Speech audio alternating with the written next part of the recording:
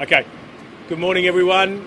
My name is Mick McKeown. I'm the Chief Marketing Officer for SX Global, and we're absolutely thrilled today to be launching the World Supercross Championship Global Headquarters here on the Gold Coast. And to tell you more about it, I would like to introduce the Queensland Treasurer, the Honourable Cameron Dick. Well, thanks very much. Great to be back on the Gold Coast today with Mayor Tom Tate and the team from SX Global with a great Queensland announcement. We are so pleased as a government to have been able to support the relocation of SX Global from Victoria to Queensland. What does that mean? We've got a world-leading company that has for the first time ever, has the rights to host a Federation of International Motorcycling event, to host it, to stage it, to promote it from Australia. And they're going to be doing that from Queensland's Gold Coast. This is a great story about the future of motorsport and the future of motorcycling. And the motocross event that will be run around the world will be run from Queensland. I want to particularly acknowledge Tony Cochrane, who's the chair of SX Global, knows so much about motorsport and of course loves the Gold Coast as well. Contributed so much to Supercar V8 racing and now is chair of the Gold Coast Suns. I also want to acknowledge Tom Tate and the support of the Gold Coast, the City of Gold Coast, who've worked with us to bring this company from Victoria to Queensland. Queenslanders, I think, know that the Gold Coast is the home of big events. And now the Gold Coast is going to be the home to the people who host the big events. And so the ambition of this motorcycling event is enormous. It will be a world championship that will be run across the world ultimately, growing over a number of years, but its home will be in Queensland. And that's a sort of change we want to see in our state. We are known for so many things, including being the best tourism destination in the world. But as our economy changes, as our economy grows, and as our state continues to grow, we want to diversify. We want to diversify our economy and the opportunities for our people. What does that mean? We are developing the capacity to host global events in our state. It started with events like the Commonwealth Games, and we have that talent in our state now. And that talent will have a home in a company like SX Global, in events like the World Motocross Championship. And that's, I think, exciting for our state. It's exciting for the Gold Coast and exciting for Queensland because it represents great possibilities for the future.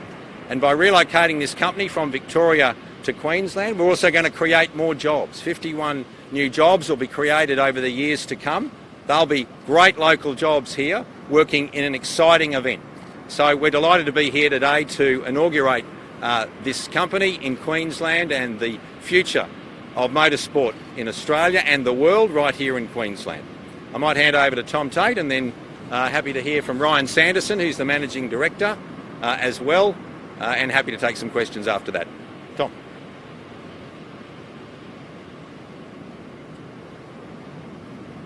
Well, morning everyone. It's getting to be another day where Gold Coast announced another major sporting attraction, and in this case, World Motocross headquarters right here in the Gold Coast.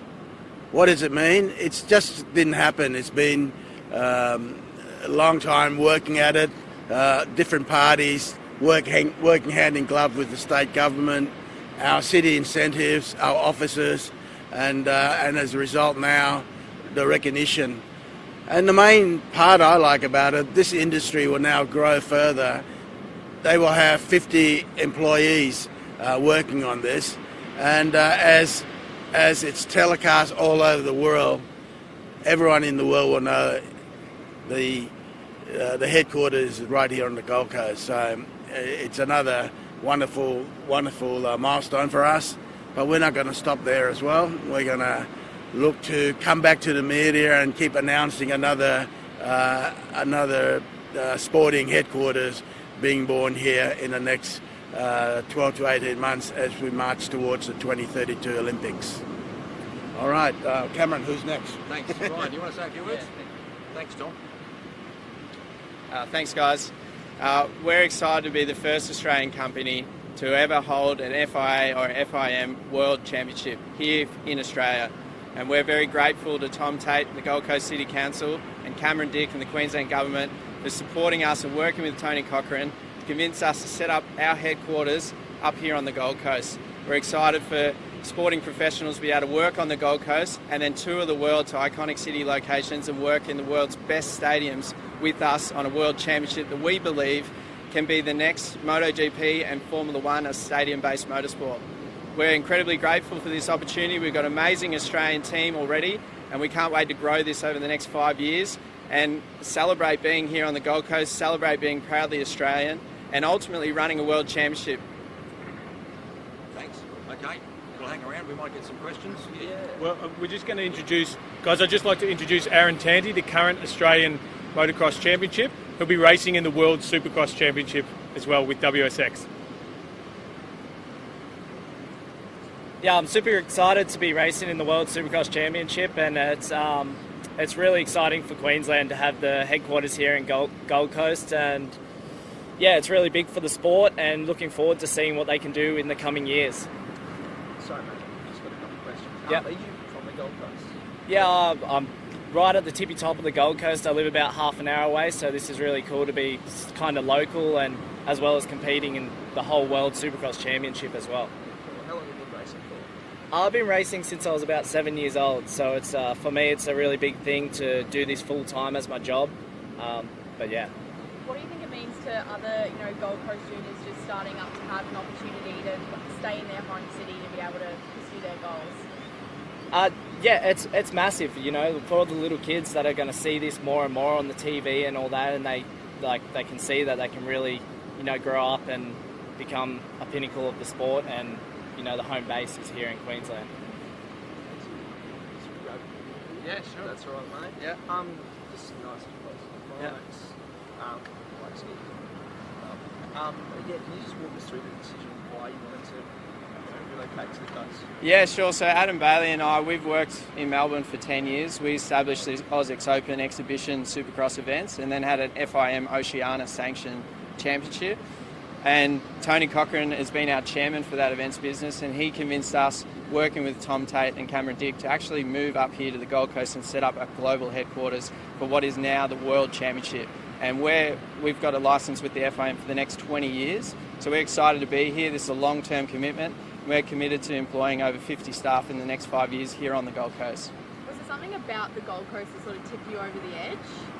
Well, if you can do it from here, live this lifestyle, I mean, fans and our staff, we all enjoy this sort of lifestyle, the beautiful weather, obviously to live in a holiday destination and then be able to work in a World Championship that goes to iconic venues all around the world. There's nothing better. So we think it's really exciting for any sporting professional to come work on a World Championship on the Gold Coast, and what better place than to kick things off like today. When and where do you plan to host these events locally? As in this year? So this year we're kicking off in Cardiff in Wales in the British Grand Prix on October 8 in the UK. That'll be round one. Round two is going to be in Australia. We're going to crown a World Championship in Australia, and we're going to crown World Champions for the next 3 years in Australia, which is really exciting. So this championship's a 2-round this year, a pilot season, and we have ambitions to expand to 14 events over the next 5 years all around the world. And that round two will be on the Gold Coast? It won't be on the Gold Coast this year, it'll be in Marvel Stadium, but obviously we plan to be here for 20 years, and we want to celebrate Australia. We want to celebrate being the finale of the World Championship. So we've got obviously Aaron, we've also got Chad Reed, 2-time world champion, competing this year for a world title. So it'd be fantastic for an Australian to win the World Championship here in Australia.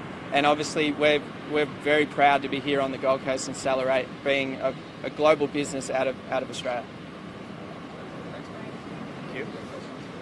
Yeah. So, guys, what's going to happen now is we're going to do an official ribbon cutting to announce the global headquarters. Yeah, sure. Yep. Yeah. Sorry. On other matters? On other matters. Well, listen, I just wanted to acknowledge Aaron, and it's great to have a local young lad who's one of the best in the world in Supercross right here on the Gold Coast, and so we want to support that talent.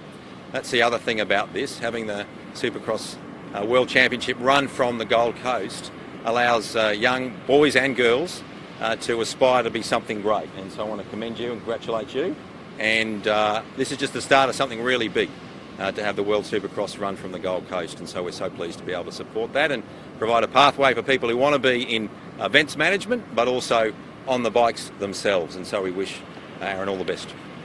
Treasurer, there's growing calls for a housing summit. Will the government consider? Well, I'll let the Premier make that decision about our involvement, but clearly all levels of government need to be involved in addressing what's happening with housing in Queensland.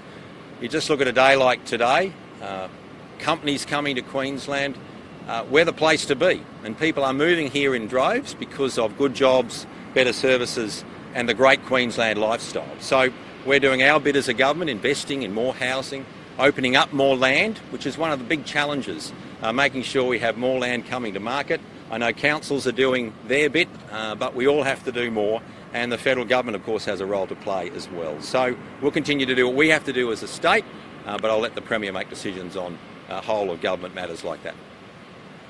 I guess if there's so much being done, why are there still people sleeping in cars?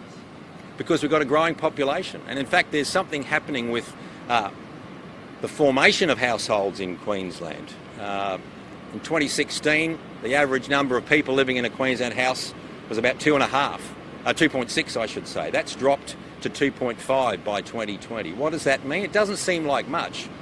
That means we need housing for another 60,000 people, just because of what's happening in the formation of households. And COVID's driven that. More people are buying homes to live in them. We don't have people moving overseas. We don't have young people travelling. So that's changing where people are living and how people are living. And of course we've seen a renovation boom happening in Queensland. You go to most streets in most suburbs, there's a knockdown or a renovation happening. What does that mean? People are moving into other forms of accommodation, including rental accommodation, so their home can be renovated. Now we think that will come off a bit next year in 2023, so that will have a benefit for the housing market. But there's a lot of things happening in the housing market. We've got a record spend now in the private sector in Queensland, about $10 billion in private sector construction happening across the state. That's about 60,000 homes that are being built as we speak. But we need to build more, and that's the real thing. Not just, we need multiple pipelines to build more houses in Queensland, and that's what we're working on, freeing up more land. Our growth areas team in the planning department, led by the Deputy Premier, putting some of that catalyst infrastructure in, more roads, more stormwater, more sewerage in to enable that to grow as well. So there's more happening in a growing state where people want to live. Just on the Brisbane biotech company Loom, how much taxpayer money was given to that company? I think we've issued a statement on that, so happy to give that to you. What more can you do to get them to the private rental market? I think the thing is freeing up more land. So working with local governments to free up land. Some councils, like the Redland City Council, for example, need to do more to release more land onto market. That's the thing. In a sense, finance is not the challenge. We've got the challenge of making sure we can get the building supplies and the tradies on site, but the way to do that is to free up land. So making sure we have more land to market. That's why we put $200 million into the budget this year to expand our catalyst infrastructure. That's things like more roads, more water sewerage, and water pipelines, sort of the hard infrastructure to open up land, and then looking to work with councils to free up more land. So that's one of the things we have to do. Building more homes is the answer, but you can't do that overnight. It takes time to build those. We have our record spend as a government, $2.9 billion in our budget year before last to put more houses in there. Build to rent, we're developing that. We're bringing up hundreds of those online. So there's more we're doing as a state. That's very long term. What's happening? There's a lot of investment properties that are sitting empty. What can you do to incentivise investors to get their stock onto the rental market? Well, that's ultimately for investors to make a decision about what they do. But there's a lot of renovation that's happening as well, and that's resulting in people taking up the rental market while their home's being renovated. But we think that'll moderate next year, and so there'll be more homes that'll come back into the market when people move back into a home that's been renovated or knocked down and rebuilt. And so there's a lot of activity happening there at the moment. Just finally, is the government looking at any other rebates, any other concessions to ease the cost of living for Queensland?